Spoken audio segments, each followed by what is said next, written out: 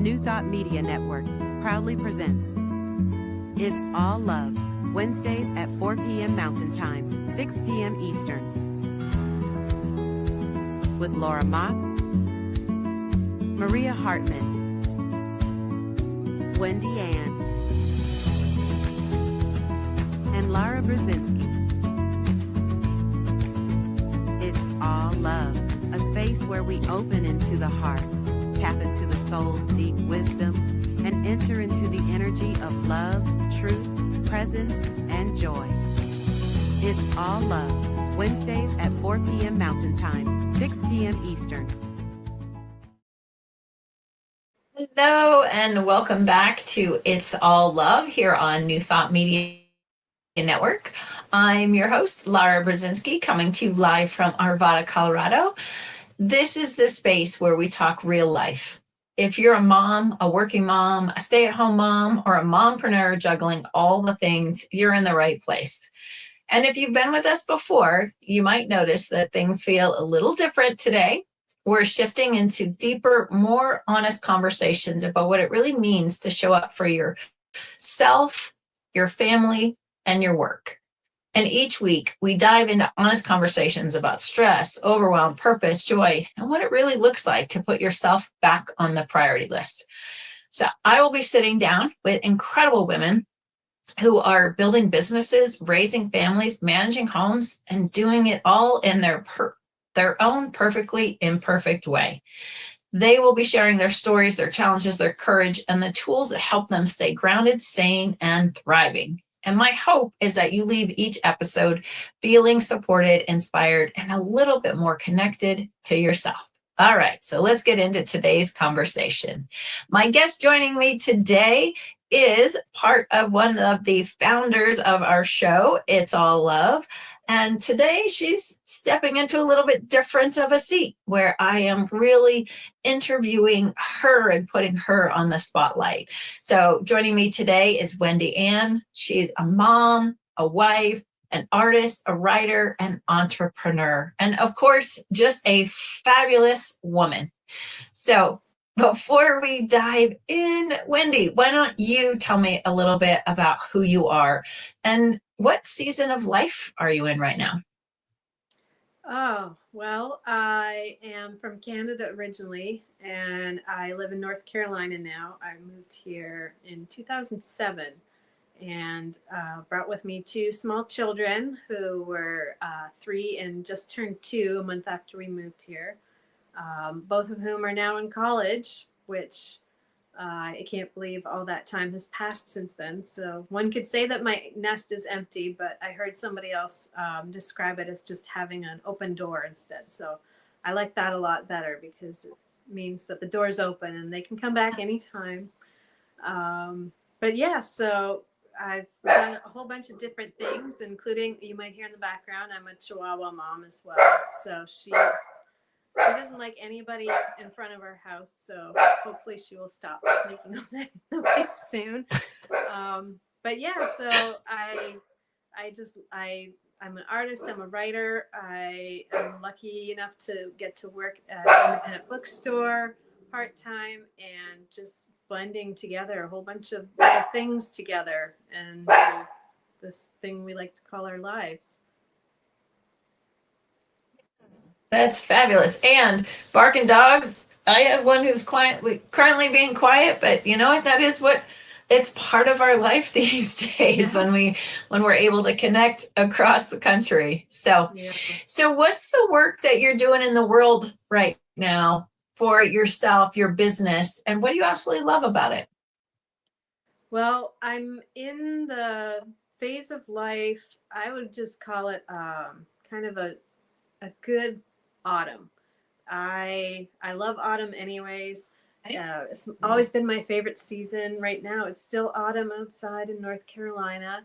And for me, it's just, I'm at the point where I've kind of been able to take a step back from the busyness of, raising children, raising daughters, raising teenagers, and they're in college. And now it's kind of this almost like a fallow time where I've had a lot of ideas I've tried a few things, and some things worked out and some things didn't. And I've kind of reinvented the same thing a couple of times. And that's all okay, because you're settling into this new version of yourself, and maybe you're going to try something and see if it works, and then it might fall flat, and okay, I'm going to go back and I'm going to reevaluate. And so I'm working on editing, and hopefully soon publishing a book of poetry. I dabble in all different Nice. kinds of art mediums, and I just like to help people, mentor people, getting in touch with their own creativity, or just any way where I can help myself and other people connect to something that they feel like they're blocked from, or they feel like they've stopped doing, whether it's writing, journaling, art, even going out and seeing kind of that magic in nature. It's sometimes, if you pause, I love building fairy houses with people, or going on nature walks and teaching them how to take photographs and just really be present and kind of look beneath what's right in front of you, finding that little bit of magic that's hiding underneath. That sounds magical. So what sparked you to start doing this? I know that you used to be a teacher in schools. Mm-hmm. So what prompted this transition, and then and just deciding, like, I want to go help other people, spark the magic in themselves? Yeah, that's been a long process of coming from a place where I was pushing myself. I was going about 10 years ago, 15 years ago now. My first marriage was starting to dissolve. I was going through separation, going through divorce, being a mom, single mom to two daughters, and essentially living in another country. Canada and the US are very, very similar in many ways, but when your entire family is still back in your home country, so there's a lot going on. And so I was spending my work day hours, with a lot of children, a lot of young children, and taking care of their needs. And in the education system, I was a teacher assistant, and then going home and taking care of my own children, and not taking care of myself. And so it just started to wear on me, and I got to the point where my nervous system just said, enough's enough. And I started having panic attacks, and just really starting to feel unhealthy and unwell. And so I had to take a step back from teaching, because to be a good teacher, it's just natural. You're gonna have a level of vigilance when you're watching children. And I was at a nature-based school, so we were outside all the time, and so just the level of vigilance for me was too much for my nervous system to handle. So I had to start taking steps back and reevaluate, and try and find odd jobs that maybe would give me some kind of income, but wouldn't put a lot of strain on my body and on my nerves. And so just trying to heal from that. And in so doing, it brought me back to those early childhood loves where, I would just sit and read for hours and hours. And, when I was supposed to be in bed asleep, and I would find a little night light and hold my book up so that I could see it and keep reading. And then start doing art classes again, and teaching other people how to connect to their own creativity. And it just kind of built slowly, but it was at the time, it was a very uncomfortable thing to go through, with all the panic attacks, and not doing the thing that I'd gone to school for, and that I thought I was supposed to be doing, the should. I should be able to handle being a teacher. I should be able to do this, but I couldn't. My body was knocking me back and kept saying, no, you can't, no, you can't. And so the gift in that was eventually slowing down enough, reevaluating, and asking my nervous system, what do we feel like doing? What do we feel comfortable doing? What can we do? And just building it one piece at a time from there. Nice. So, what makes what you do and the way you do it unique? What's your magic that you sprinkle in? I love anything to do with nature, anything to do with curiosity, um, anything to do with bringing the inquisitiveness or the curiosity, that inner child, back into Mm, play. And we we we keep thinking that we have to grow up and leave behind aspects of ourselves. Even on the spiritual journey, we go through this notion that we have to release all these old things and release it, and get over it or be done with it or release it. And I found that actually you can never fully release something, because it's the reality of what has happened and what has been. And to go back instead and maybe embrace it or embody it a little bit more. And yes, this is a part of me, but it doesn't define me. Um, so I think going back in and working with people and helping them embody those parts of themselves that have been told need to be hidden, or that they feel like need to be hidden in order to be an outward facing person who looks like they have all their stuff together. It's okay to bring those pieces of you along, and then through things like writing and art, you get to invite them to play too. And maybe somewhere along the way there's some kind of critical voice that told you the sun couldn't be purple, and so you would always make it yellow, and it would always be in the top corner, and it would have 12 rays around it. But then you go outside one day and the sun's setting, and oh wait, it's orange today. Or oh, there's the cloud's pink. It's okay to grab a different color, and just be curious about what you see, and how is it that I can connect with it through writing or through paint or whatever the medium is. So and I love that. We were talking earlier about releasing versus embracing. And for years, I have been on a quest to heal, to release, to let go. And only recently has it come into my awareness that no, it's about embracing all aspects of you, celebrating all aspects of you. I can't remember the gentleman's name, but he talked about whenever he had to make a big decision, that he would gather his counsel of all the different ages of himself that had made a significant difference, and just checked in. And the first time I heard that, I went, I've never thought of that before, like checking in with my 5-year-old, my 10-year-old, my 15-year-old, my 25-year-old. Like, hey, is everybody on board with this? right. It's taken a little while to, like, what does that look like?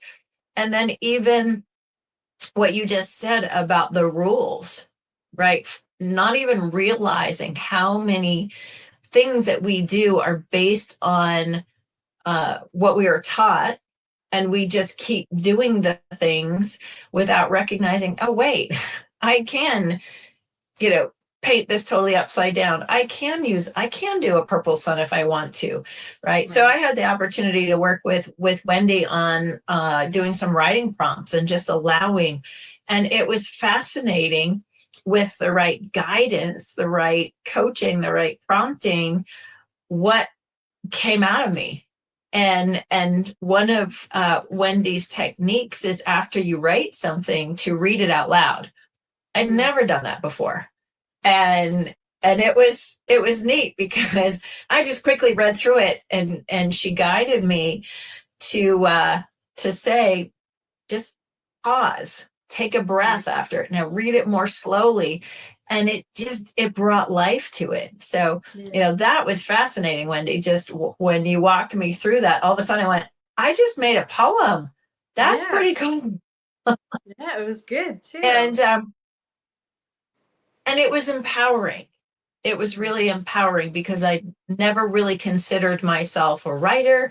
I never really considered that I liked poetry, and you just opened up and helped me to dissolve some beliefs that I had that I really wasn't aware of, because they weren't in my awareness. Yeah. So what is it that you absolutely love to do that you could do all day long that you lose track of time in? Mm. Well, definitely walking in the woods. If I lived Mhm. with a meadow or a little patch of woods easily accessible to me, um, I would be missing for a good portion of every day because I would just be out in it all the time. For now, I live in suburbia, and so I will go for walks, and I always love trying to find the wild, even within everything, the sameness, whether it's the dandelion and the crack of the sidewalk, or um, just nature's everywhere, even in these little replicated suburbs that we live in. There's always a little. I always try to find a little something wild whenever I go. So if I had a little patch of meadow or something, I would just be out there all the time. Like a child, you come in Well, when the street lights come on, and or if I was hungry or something. But yeah, that's where I'd probably be. well, tell me about the name of your website and your Mm. Instagram handle. Where did those come from? The Sacred and Wild. Yes, it came about when I have a kind of a home art studio space in my home, and it's what used to be the formal living room, the formal dining room space, and we're not formal people, and so I've turned it into kind of an art studio, and then I host some art classes. And I realized one day as I was sitting at my table and I was working on editing one of the poems, and I kept hitting my elbow on the wall. And I looked up and I realized that I had moved my little portion, my table and chair that I would work at with my computer, and it was all the way in the corner of the room, and I had left all the space for other people. I had four tables set up for the workshops that I host, which only happen about every few months right now. And I shoved myself into a little corner to the point where I was bumping into the walls. And I realized, and so I realized, and I was journaling over a couple of days about that. And I realized that I was playing my own life small and safe in sort of the middle. And so what I ended up doing is I rearranged my whole space and I made more space for myself. And I moved everything that I had set up for other people and I condensed it. I put some things that didn't need to be out in totes in the garage, and I made more space for myself. And out of that time, I started a lot of my poetry. I started finally getting it off my phone or out of my journals and really started editing, and telling myself, okay, I'm going to put this together. I'm going to do a book of poetry. And I started thinking more about sort of my outward facing name of who I was and how do I kind of encompass everything about who I am and what I do. And I wrote a poem a little while ago, and it was about being on a bridge and kind of imagining myself on this bridge and where am I if I'm playing life small. I'm just kind of going back and forth on this same little Mhm. safe part of the bridge, and I'm not going to the ends of it. I'm not going to both sides. So I started journaling. What are the edges of myself, like the edges of who I am? If I wasn't going to play it safe and small, what two words would I use to describe myself? And I knew wild was one of them because I always like to go and find the little wild bits, and not wild as in snarling and feral and not that kind of wild, but wild Right. as in not hemmed in and not controlled. And then the sacred came out because I see the sacred in nature. I see the sacred in creativity. um, I I spend a lot of time inside my thoughts, and I I just enjoy seeing, how things connect on a bigger picture. Even as a child, I would study people. I would just study their mannerisms and their behaviors, and just being in awe of how people are, and being in awe of how nature worked, and how, you know how it all moves together. And so seeing that sacred part, I feel like those two words, once I hit on them, I said, yes, I can travel back and forth between those two edges of myself, and I can still be in the middle when I need to, but I don't stay there. I don't stay in the middle, and the safe and the small anymore, or I try not to. Try not to spend too much I time love there. it. Yeah. Well, Wendy said her website is currently under construction. It's coming soon, sacredandwell.com, but her Instagram is alive and well, sacredandwell.life. And Wendy, I know that you have products for sale on an Etsy shop. So tell us about those products that you have right now. I can hear there's more coming, like your poetry book, but what do you have right now? Yes, poetry book. So I teach some writing classes, and if you've seen our show before, the other ladies, we the Star School. So I do some Zoom writing classes, and I started doing these journals. I actually have a couple.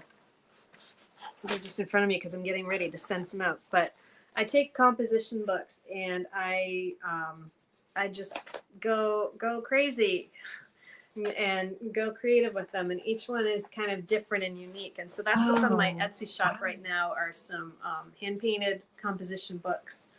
But hopefully soon I'll have a book of poetry, maybe some of my art, and who knows, it's just going to be whatever I'm making in the moment and making too much of. Oh, that's fabulous. All right. So if they want to learn about your writing classes, is it listed on the website, thestarschool.com? Yeah, I have a monthly sacred writing circle, which is on the Vistar School site. And then I will be having some other journaling and writing classes on my own website as well. Sort of the sacred writing class on Vistar is kind of like a taster. And then the ones on my website will be a bit of a deeper dive, maybe a 4 to 6 week kind of journey, just to really get grounded in the method,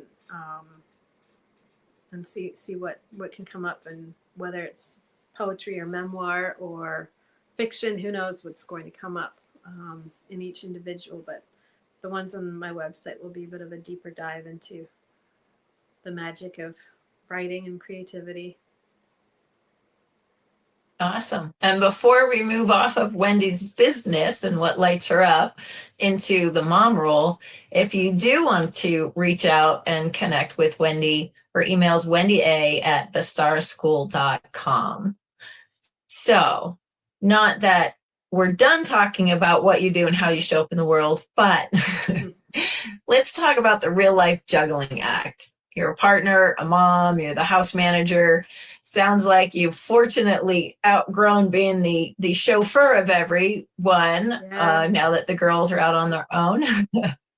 But how do you navigate? How did you navigate when your girls were teenagers and there was so much going on? Yeah, it's where I'm living is in a different town than where their school was, because I remarried, and the home we moved to was not in the same bus zone, and so there was a lot of chauffeuring at the time. We were really lucky we got to carpool with another family who lives in our neighborhood and whose children also went to the same school. But there was a lot of driving and picking up, and track practices, karate.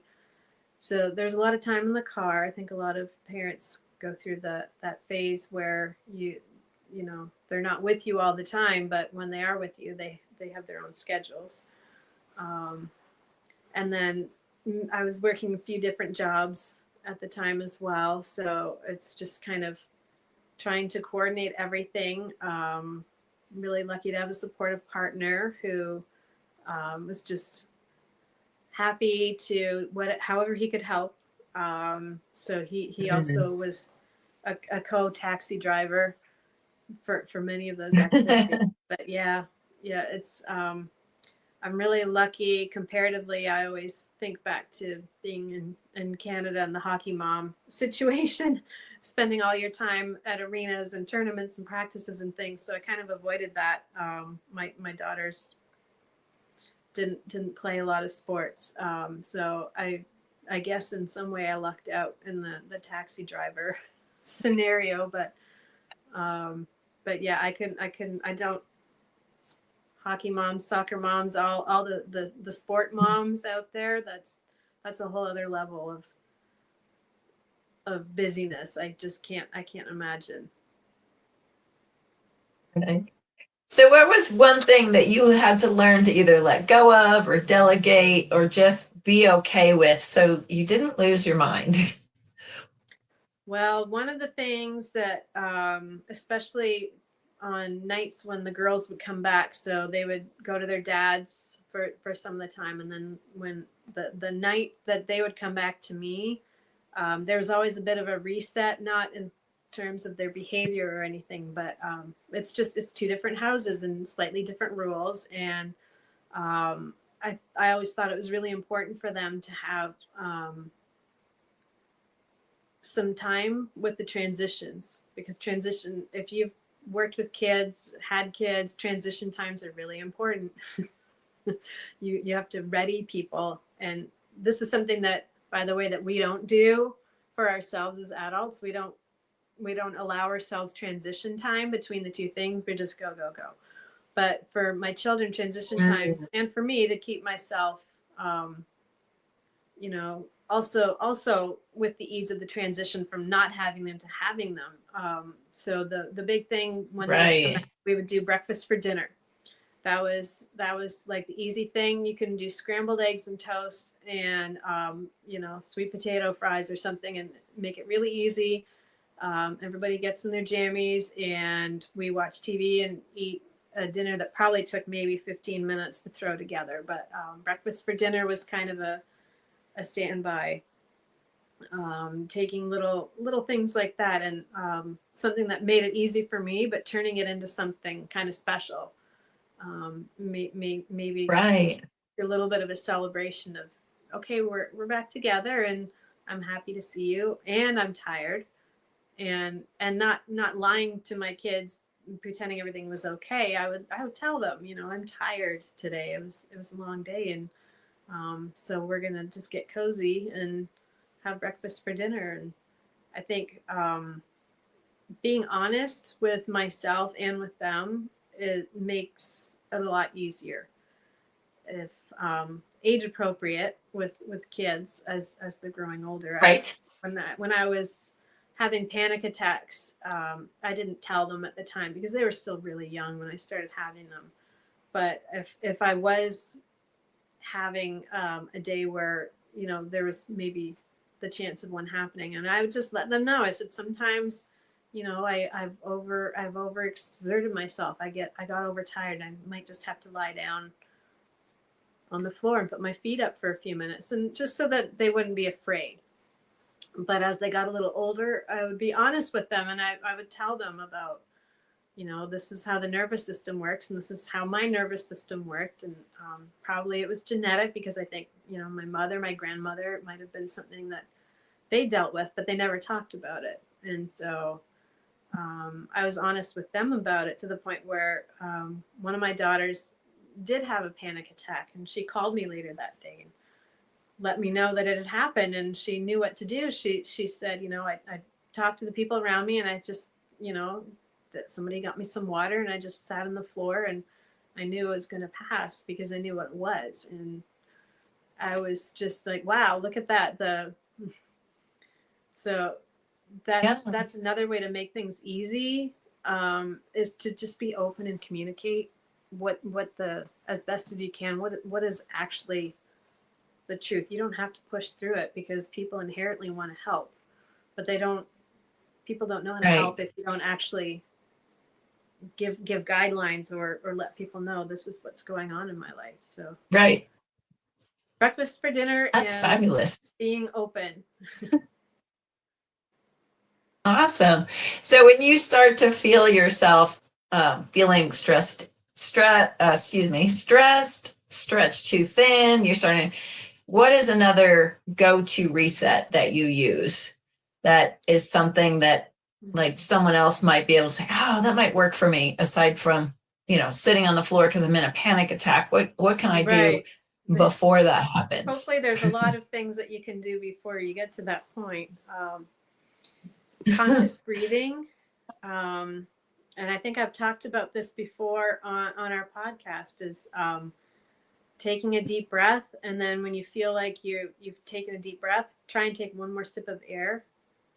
And so you breathe deep, and then one more, and then taking that extra sip, you have to sigh to let it out. And that's a cue to your body to let things settle, to rest a little bit. So any kind of conscious breathing like that, slowing your breath down,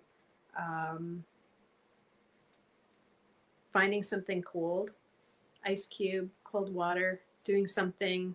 These are all, I'm trying to think of everything that doesn't cost anything, and that you might have Right. at hand. So putting something Why? cold on your skin. And why do you say that, ice cube or putting something cold on your skin? How does that help? It sends a different signal to your nervous system, and so that, I mean, there's been studies done. You might see people who will the sort of the Nordic countries, they'll go from the hot tub and then into the snow and then back again, or people are cold plunging.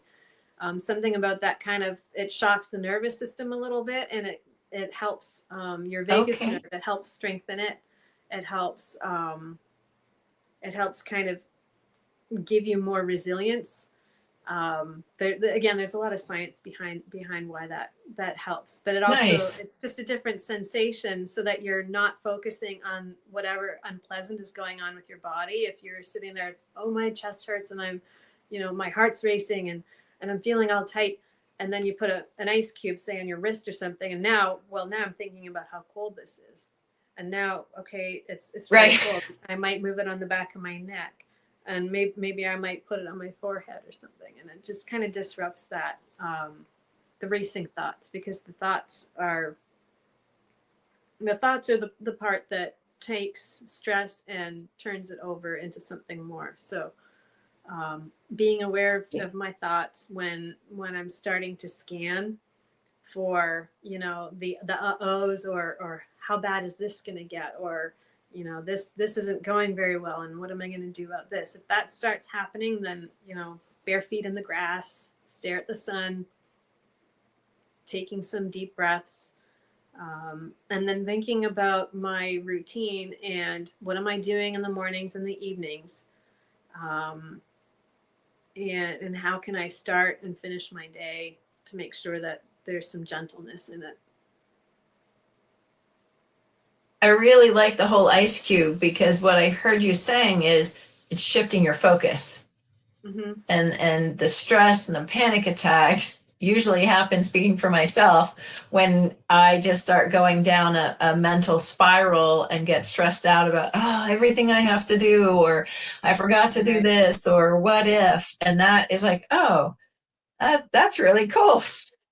And like you said, it just stops it. And it brings your attention back to the present moment. Yeah. Right. And you are all about presence and being in the present with yourself. Yes. So I had another quick question.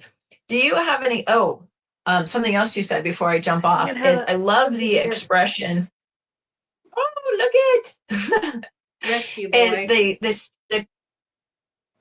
Nice. The question where you had said, how am I supporting myself, gently in the morning, the evening? I love to ask myself, how am I setting myself up for success for bed, for tomorrow morning, right? Yeah. To have a great day, all of those things. I love that question. How am I setting myself up for success in a gentle way that, like, oh, you know what? I can just put dishes away tonight, or I can start the dishwasher tonight, or, just one action. Or, you know what? If I just got off my computer a half an hour earlier, gave myself downtime, Yeah. things like that. But I want to ask you, is there anything specific that you do as a daily or weekly practice that really helps you show up of the best version of you, that's connected, that's aligned, where you really are feeling like you're giving your best self, you're being your best self?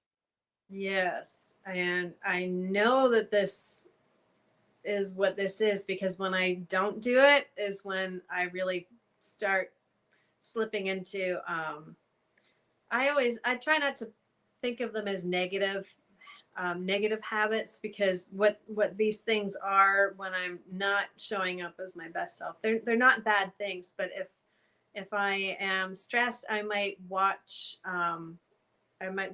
like some TV shows on my iPad, a little too many, maybe a little too many. I might instead of doing other things like reading or painting, or you know doing something else, I might slip into the scrolling on the phone, or those kinds of things.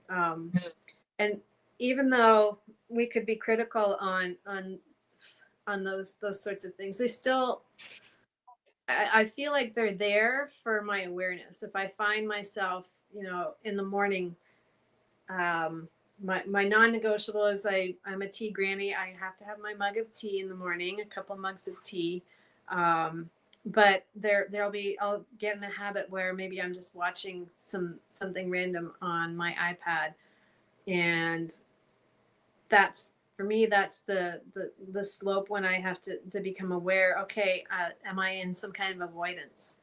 Because those are my avoidance techniques, is to maybe zone out, numb out with something familiar. Like I don't know how many times I could watch Downton Abbey, or I don't know how many times I could watch this thing time and time again. But if I find myself relying on those things to soothe me, as far as something to calm my nervous system down, then it's like, okay, you're relying on something, and it's okay, but there are other things that maybe are more of a helper than a hider.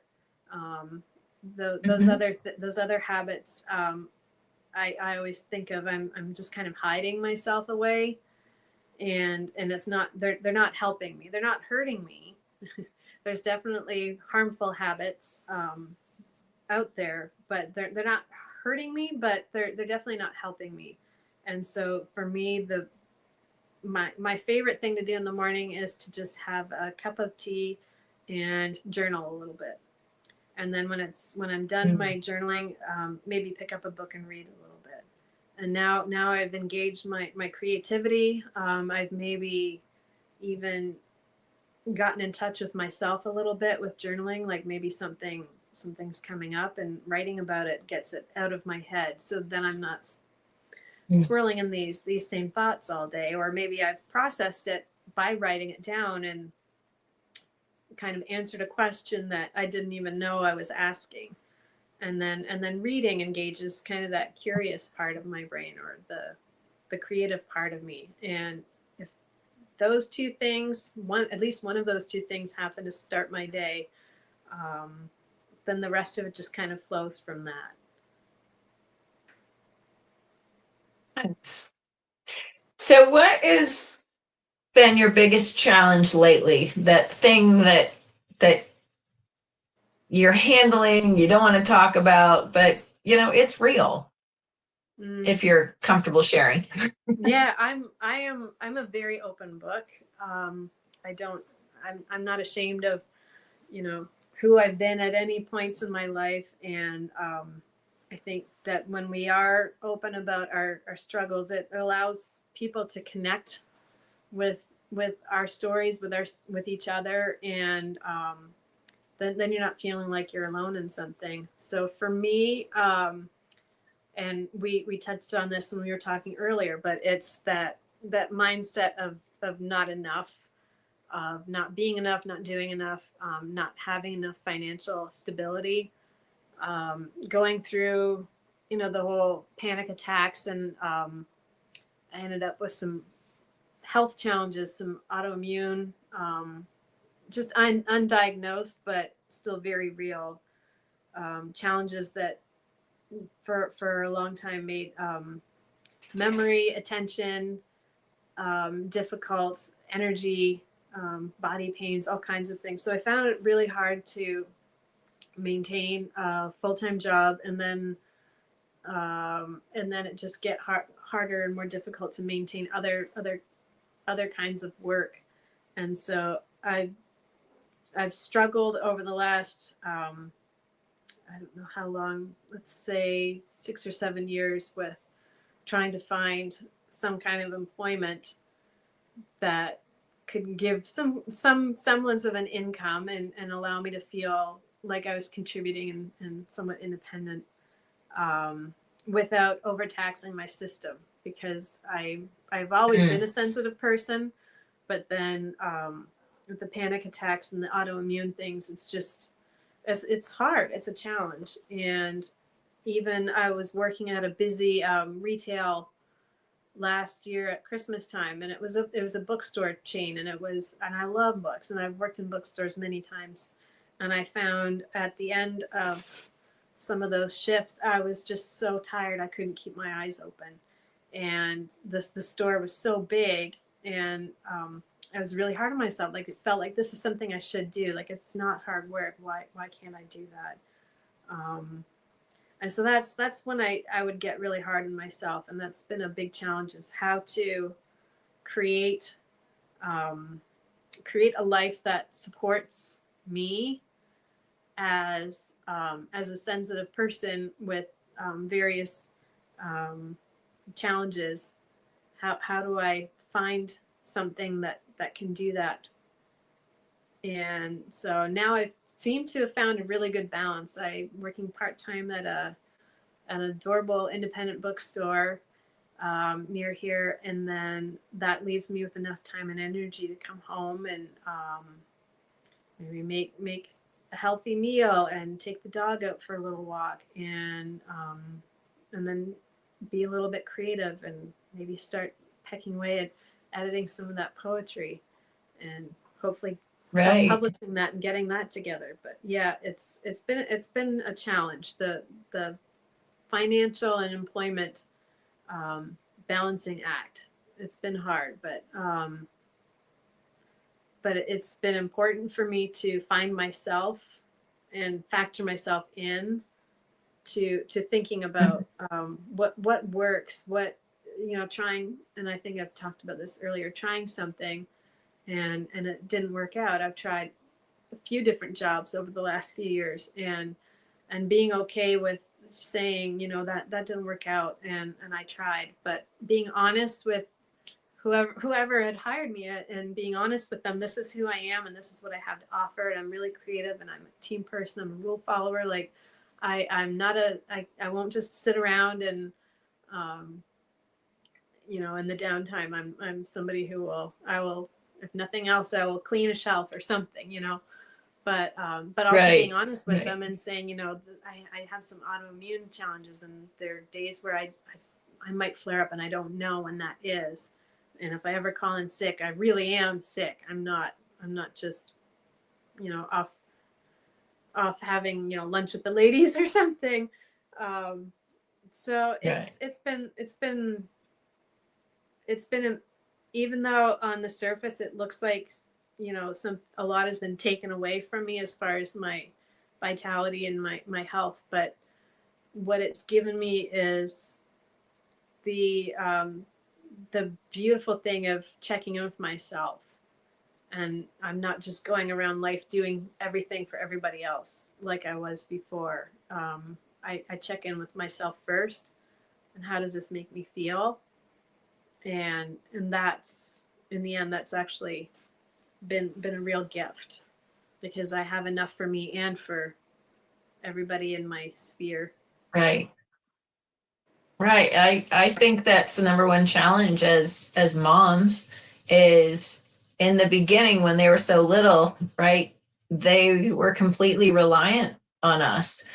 And so we made them the number one. And over time, even though our kids started to gain their own independence and capabilities, speaking for myself, it took a while to learn, like, wait a second, I have to put me first. I love how you said earlier, um, taking up space for yourself just in your living room, and recognizing we have to give ourselves permission to take up space for ourselves and really give ourselves permission to put ourselves first and nurture and listen. And wow, I'm doing too much. I need to back off. Like, and the dance, right? Giving yourself permission to let go of a job, like, this isn't supporting, this isn't working, and not to be hard on yourself. Right. So powerful, all that you've been learning and growing through. And I know, speaking from, having worked with you, that comes through, whether you're teaching, in an art class where somebody's being expressive and getting to go underneath and giving themselves permission, right, to color out the lines or to color with different colors, or it's in the writing, is to open up and say, you are the most important person in your life. And what is your heart saying? What is your soul saying? And, you give people the space to invite that. So I wanted to ask you if you could tell another overwhelmed, stressed out, anxious mompreneur, or, mom who's working a job, a message from your heart. What would you want her to hear today? Oh, Hmm. just to love yourself, to be present with how amazing you are, to just take 5 minutes and feel the weight of your own body in the seat, and arrive in this room and just be in awe of yourself. And don't attach success to who you are. Don't attach, don't worry about the to-do list, the clients or the success or the abundance or any of that. It will come, but it's going to come from you being who you are. And just sit there every once in a while when you forget. Just sit there and soak it in and feel the outsides of your skin. Just feel you sitting there, and everything that is inside of you is just, it's beautiful. It's a gift. And don't be afraid to be vulnerable and let people see it. Awesome. I know. I think if every person on this planet came from the space of, I am a gift. I am a gift that life has given to itself, and I am here to live life and love myself first, and I love that, be in awe of yourself. We're amazing. We are.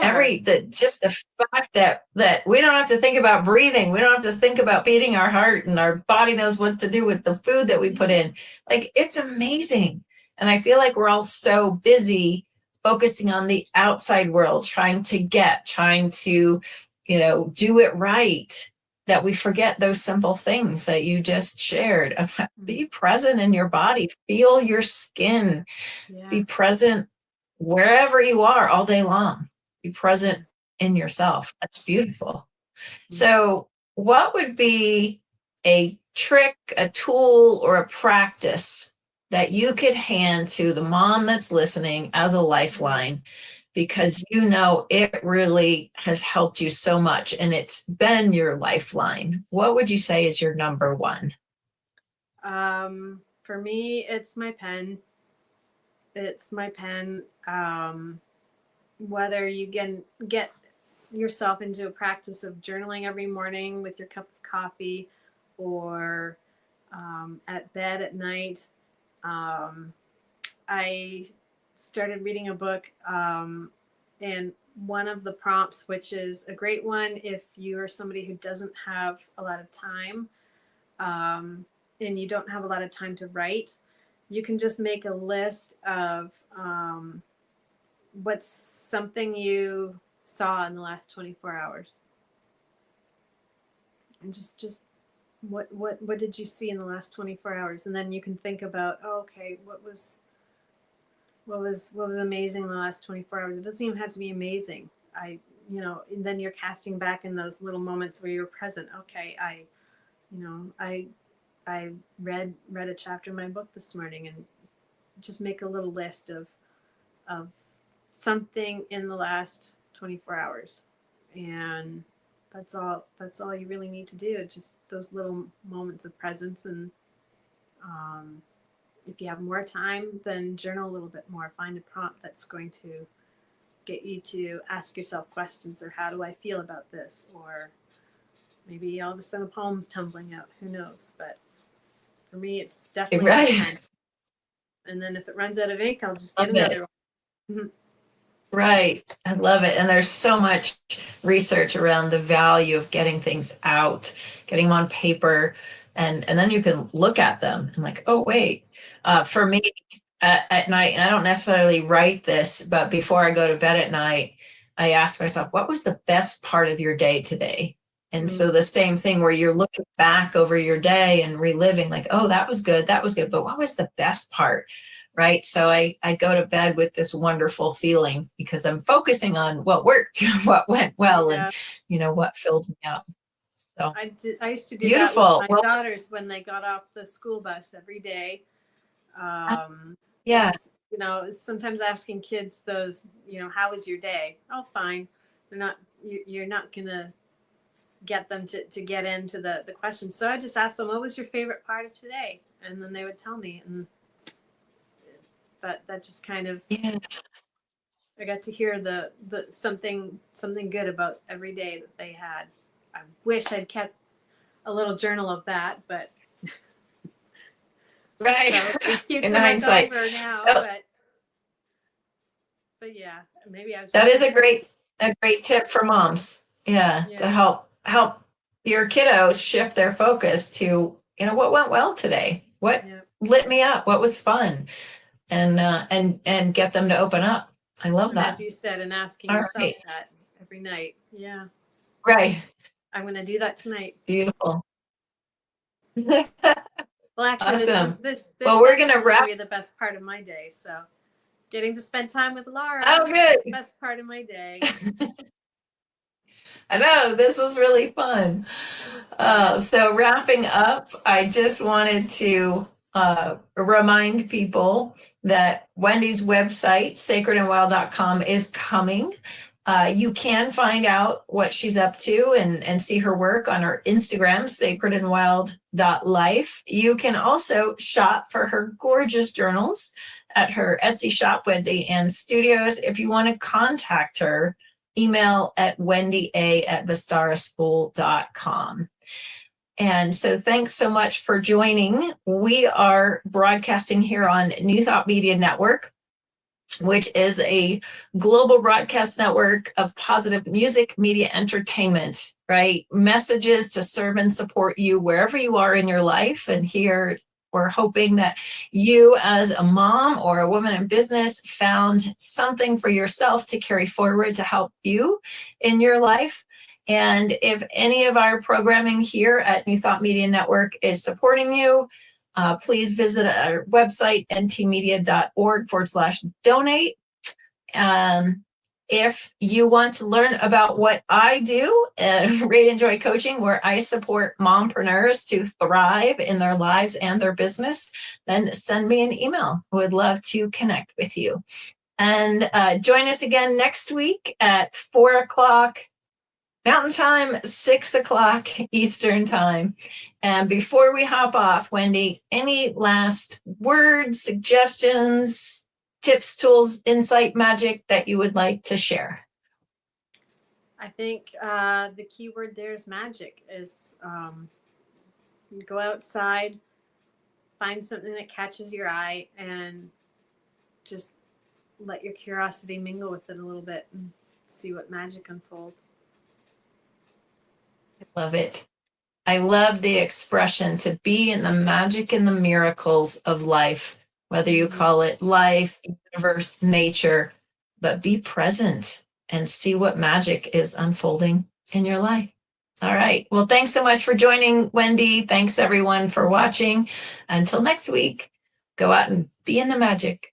On behalf of everyone at New Thought Media Network, thank you for being a member of our virtual family. Your financial contributions help share the New Thought message with people from around the world. Please visit and contribute at www.ntmedia.org/donate. New Thought Media Network, come be you. And please like, share, and subscribe. Until next time, peace and blessings.